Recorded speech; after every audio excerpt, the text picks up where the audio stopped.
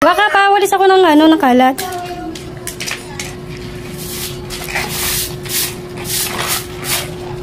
Sige, okay na yan. Lagay mo na lang sa gilid. Ay, pawak nga muna. Tsaka ito, pawak na rin. Saan ka galing? Doon po sa ilalim ng tulay. Ay, may dumi yung mukha mo. Ayan, okay na. A few moments later.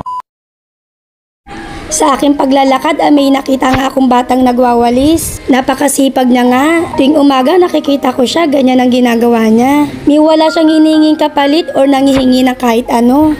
Pero parang nagugutom na siya. Kaya naman sabi ko, itabi mo muna yan o itong pagkain, kumain ka muna. Tinanong ko siya kung saan siya nakatira. Doon po sa ilalim ng tulay.